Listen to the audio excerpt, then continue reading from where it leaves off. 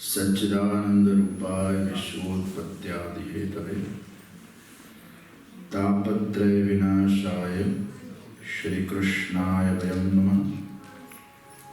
प्राकृत धर्मानाश्रयम प्राकृत निखिल धर्म रूपमिति निगम प्रतिपाद्यं यद्दच्छुद्धं साकृतिस्तौमि।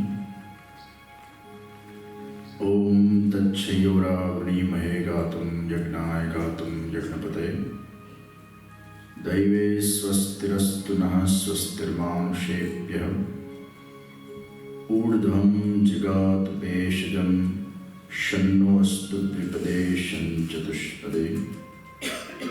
ओम शांति शांति शांति। श्री कृष्ण कन्हैया लाल की, श्री वल्लभाई श्री राम भगवान की, सभी देवी देवता की, सनातन धर्म की।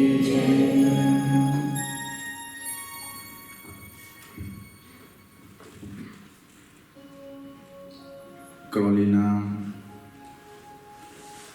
આ સનાતન ટેમ્પલમાં પ્રથમવાર આવીને ખૂબ પ્રસન્નતાનો અનુભવ થાય છે. લાવણ્યમય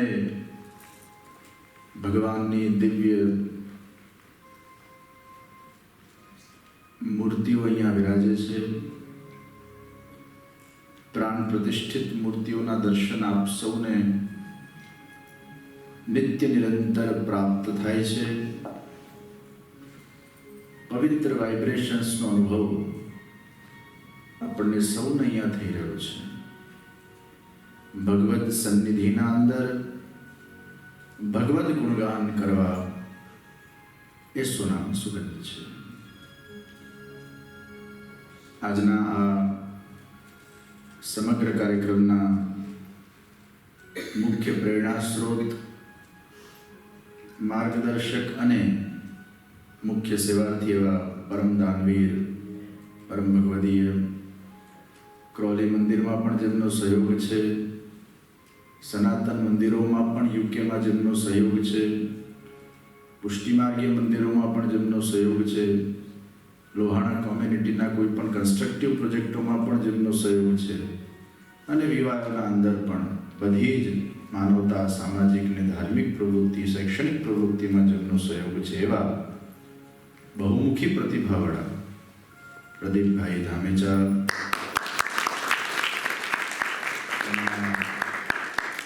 ધર્મપત્ની શ્રી જેમના બધા સત્કાર્યોમાં હંમેશા પોતાનું બહુમૂલ્ય યોગદાન આપે છે એવા વીણાબેન ધામેચા, વીવાયો યુકેના સન્નિષ્ઠ, ઉત્સાહી, કર્મનિષ્ઠ અને અમારો મુકામ હંમેશા જેમના ઘરે હોય છે, જેમના ઘરે અમને ઘર જેવું લાગે છે એવા કંતેશભાઈ પોપટ, વીવાયો યુકેનું કુશળ નેતૃત્વ કરનાર અને ખૂબ મહેનત કરનાર, બધા સેન્ટરોનું ખૂબ સારી રીતે કોર્ડિનેશન કરનાર, ખૂબ સારી અભિવ્યક્તિ જેઓ કરી શકે છે એવા વીવાય યુકેના પ્રેસિડેન્ટ જયશ્રીબેન રાડિયા, આ મંદિરના મુખ્ય કરતા ધરતા અને કેટલી સરસ શરૂઆતમાં બંને મહાપુરુષોએ પોતાના સ્પીચના માધ્યમથી આ કરૌલી મંદિરના ડેવલપમેન્ટ વિશેની વાત કરી, નવા પ્રોજેક્ટ વિશેની વાત કરી. ભગવદીય ચંદુભાઈ, અશ્વિનભાઈ, આપણા પુષ્ટિમાર્ગના અંતર્ગતના અગ્રગણ્યો એવા પરેશભાઈ, અમારા વિવાહ ટેમ્પામાં જે ટ્રસ્ટી છે મિલનભાઈ, એમના સગા બહેન અહીંયા આપણા પુષ્ટિમાર્ગીય પ્રવૃત્તિમાં બહુ જ એક્ટિવ છે એવા સેજલબેન પટેલ સહિતના બધા કાર્યકર્તાઓ,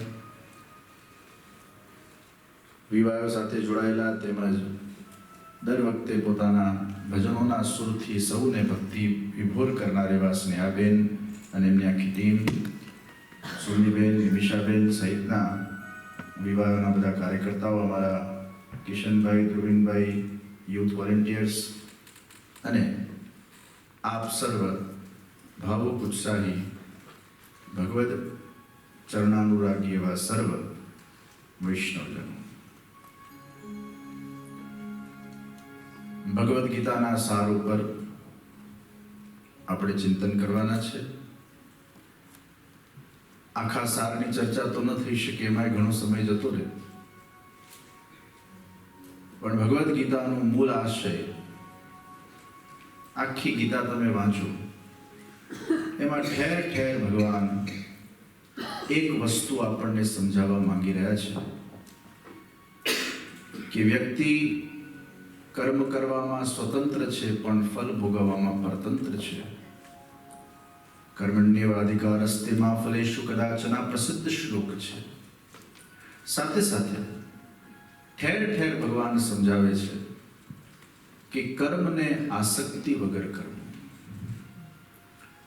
કર્મના અંદર રહેલી આસક્તિ એ જ કર્મનું બંધન કરે છે, અને કર્મનું બંધન થાય એટલે એનું કોઈ ને કોઈ ફળ નિશ્ચિત મળે. અને એટલે જ ભગવાને ભગવદ્ ગીતામાં આપણને સમજાવ્યું કે કર્મને યજ્ઞ બનાવી દો. યજ્ઞાર્થ કર્મણો યત્ર. કર્મને યજ્ઞ બનાવી. અને આ કર્મ જ્યારે યજ્ઞ બની જાય છે ત્યારે કર્મ કેવું બને છે? મયી સર્વાણી કર્માણી સંન્યાસ અધ્યાત્મ ચેતસા. જેમ એક સંન્યાસી ડિટેચ થઈને કર્મ કરે છે, એમ વ્યક્તિ પણ ડિટેચ થઈને કર્મ કરે. નૈરાશી નિર્મમો ભૂત્વા યુદ્ધસ્વ વિગત જ્વર. આ યુદ્ધસ્વ વિગત જ્વર, આ એટલા અદ્ભુત શબ્દો છે. અને આ શબ્દો પર જો આપણે ગૌર કરીએ તો ભગવાન ઊંડાણપૂર્વક આપણને સમજાવવા માંગે છે કે કર્મને કઈ રીતે કરવું જોઈએ. તો સૌથી પહેલા કર્મને યજ્ઞ બનાવી દઈએ. હવે કેવી રીતે બને? કર્મ યજ્ઞ ત્યારે બને છે જ્યારે એ કર્મમાં સર્વના ભલાઈનો ભાવ છે. Whenever you are doing any karma, first of all ask a question to your own self. Is this karma is only for my own selfish interest? Or by doing this karma, am I going to benefit the society, the city, the country, the spirituality, the religion, the mankind? If that karma is only for my own selfish interest, that karma will give you 100% of its bandhan. And whatsoever the bandhan is going to be there, whether it is a bandhan of punya or papa, it is going to give you fruit. Not only the fruit, it will give you the next birth also. It is so important that we don't get next birth. We get God's abode in this life only. Now how it is possible? સારું કરીએ તો પુણ્ય તો થાય, ખરાબ કરીએ તો પાપ થાય. સારું કરીએ તોય પાછું જન્મ લેવાનું, ખરાબ કરીએ તોય જન્મ લેવાનું. એક સોનાની સાંકળ છે તો બીજી લોખંડની સાંકળ છે. કેટલાય દાન ધર્મ આપણે કરીએ તો તો પુણ્ય પેદા થશે, અને પુણ્ય પેદા થયું એટલે પાછું જન્મ લેવું પડશે, એને ભોગવવા તો આવવું પડશે. આ જેટલા બધા મિલિયનર ને બિલિયનર બધું ભોગવી રહ્યા છે ને, ઘણા તો કઈ જપે નથી કરતા, પાઠે નથી કરતા, કોઈ ભક્તિ નથી કરતા, કોઈ યજ્ઞ નથી કરતા, બસ ભોગવવા જ આવ્યા છે, માણવા જ આવ્યા છે. ત્યારે આપણને લાગે આ કશું નથી કરતું ને આટલું સુખી, ને આપણે આટલું કર કરીને આટલા દુખી. આ બધા ગયા જન્મના કોઈ પુણ્યશાળી આત્માઓ છે જેને ખૂબ પુણ્ય કર્યા છે. એના ગયા જન્મનો બેકલોગ બહુ સારો છે. એમ નહીં માનતા કે એમને બધું ભોગવવા મળી જાય છે કંઈક કર્યા વગર. સુખ પણ જો આપણે ભોગવીએ છીએ એ પણ કંઈક આપણું પૂર્વજન્મનું બેકલોગ છે, અને દુઃખ પણ આપણે ભોગવીએ છીએ એ પણ કંઈક પૂર્વજન્મનું બેકલોગ છે. We are carrying so many baggages with us. And on those basis we get the fruit. વડોદરામાં એક 30-35 વર્ષની દીકરી મને મળવા આવી. બહુ દુઃખી હતી, આંખમાંથી આંસુ હતા, રડતી હતી. મેં કીધું શું થયું? દીકરી કહે છે, હું મારા જીવનમાં બહુ દુઃખી છું. હું ભગવાનની આટલી મોટી ભક્ત, પણ છતાંય ઈશ્વરે મને બહુ દુઃખ આપ્યું છે. શું દુઃખ આપ્યું છે? મારા માતા પિતા ડિસેબલ છે, અને લાઈફ ટાઈમ મારે એમની સેવા કરવી પડશે. હવે મારા લગ્નની વાતો ચાલી રહી છે. ઘરમાં કમાવા વાળું કોઈ છે નહીં, દીકરો છે નહીં, હું એકમાત્ર દીકરી. મારે જ પૈસા કમાવાના, મારે માતા પિતાની સેવા કરવાની, એક બાજુ મારે લગ્ન પણ કરવાના. આ બધા અસમંજસના વચ્ચે, આ બધી ચિંતાઓના વચ્ચે મને એમ થાય છે કે આ કેવી લાઈફ ભગવાને મને આપી છે, અને હું શું કરીશ આગળ મારા લાઈફમાં, કેવી રીતે મારો સંસાર માણીશ. કોઈ પણ છોકરાઓને કહીએ છીએ કે ભાઈ તું અગર મારી જવાબદારી લે તો તારે મારા માતા પિતાની પણ જવાબદારી લેવી પડશે, તો ના પાડી દે છે કે તારી લેવા તૈયાર છે પણ માતા પિતાને લેવા તૈયાર નથી. કેવી રીતે લગ્ન કરું, અને લગ્ન કરીને મારા મા બાપને કેમ છોડી શકું? પાછા એવા પૈસા વળાય નહીં.